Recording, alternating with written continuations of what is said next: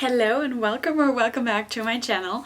My name's Ella and today we will talk about all the books I want to read in May. How is it almost May? What? Time has been flying this year. It has been absolutely flying. And there's a lot of fun things coming in May. I am going on a trip because it is my birthday month and I'm so excited because I will be going to Ireland. And I have a lot of fun things planned for there. Let's get started with all the books I want to read because I want to take down my TBR, so let's go. This month we only have physical books, which is unrealistic because I will not be bringing a physical book to Ireland. But I'm gonna try and get through these anyway. Do I have a lot to do for classes? Absolutely. Do I have time to read this much? Probably not. Will I? Maybe. But let's get into it. First up we have Payback's a Witch. This book has been on my TBR for ages. I bought this when I visited LA like 3 years ago and I still have not read it. So I hope this month it's time.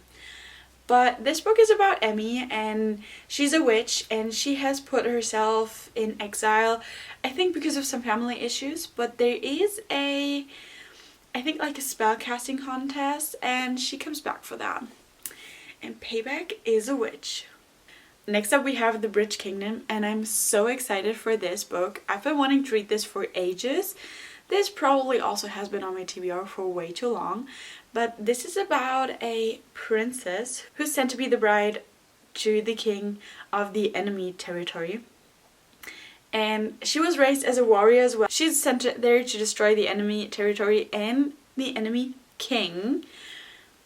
But as she gets to know him, the hatred develops into something else, and now which kingdom is actually the bad one?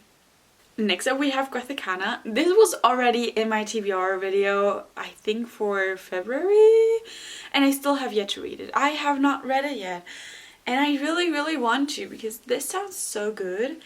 And this is about, I think her name's Corvina, and she gets accepted into this dark academia university, and this is supposed to be dark academia, dark romance, and I'm pretty sure she meets a guy there, obviously, because who would I be without a romance? But this is on my TBR as well, and hopefully this month I get to it. Next up we have Radiant Sin. This is, I believe, book number 5. Book number 1 is Neon Gods, and the books all follow different Greek, not really gods, but like Greek personalities. This book follows Apollo. This is kind of like a retelling of Apollo's story. I have enjoyed Neon Gods. I have loved Electric Idol, and I also really liked Wicked Beauty. I can't wait to read this because I really enjoyed the other ones, and I can't wait to dive into this. Next up we have Morbidly Yours, and I've seen this book around the bookstore so many times that recently I finally bought it because this sounds so good. This is Marriage of Convenience, and our Callum here, he needs to be married by 35 for some reason. Lark has lost her husband and moves to Ireland next to a funeral home, and there she runs into Callum and learns that he needs to be married by 35. I think this sounds incredibly good, and I can't wait to dive into this because Callum is supposed to be really socially awkward as well, and on the back it says he would rather dive into a grave than talk to a stranger. And this cover, I have high hopes for this. Next up we have Beneath the Stars by Emily McIntyre. I have read Hooked and the other books by her, and I have loved it, and I really can't wait to dive into this because this has been on my TBR for ages as well. I'm really trying to get through my TBR here, really. But I got this from a friend for Christmas in 2023. It is 2025. Yes, I know. But this book is about Lena, and his name is Chase, and she has loved him forever, and he's like this bad guy and everything, and I'm pretty sure she moves back to this lake town. She basically is the only woman he has ever loved, but they have not been together. I just love Emily's books and I'm so excited for this. We are nearing the end because next up we have Life's Too Short by Abby Jimenez, and honestly this title alone sold me. I don't even know if I even read the back. I was like, Life's Too Short? Hell yeah. That was my thought process of buying this. So this book is about Vanessa, and she quit her job to travel the world and she started a YouTube, and thanks to her traveling and everything she gained a lot of followers and really has been living the life.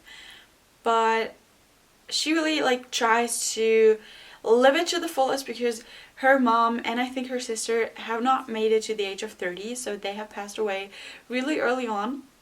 So she's really trying to live life. But her half-sister leaves a baby to Vanessa, and suddenly her world changes and now she's basically the mother of a child and has to figure out life from there again. And there is this guy called Adrian. I have read Just for the Summer, I think. Yeah, Just for the Summer, and I have loved it. I gave it easy 5 stars and I'm so excited for this book now. The last book on our list is The Midnight Library by Matt Haig, and I have wanted to read this for years, ever since it was hype on Book Talk, which was probably in 2020, but I just wanted to read this all the time, but I've been kind of a little bit scared. But right now I'm feeling a little bit emotional and I just really want to dive into this. Also, it is really short. The Midnight Library is about this girl Nora, and her life really has been from bad to worse, but on her supposedly last day she's transported into this library, and there she gets the opportunity to undo all her mistakes and to kind of live the lives that she could have had if she made different choices. And this book scares me, but I'm really excited to read this.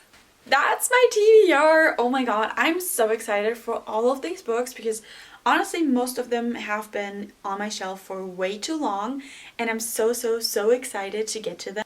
Let me know if you've read any of these. Thank you so much for watching and I'll see you guys soon.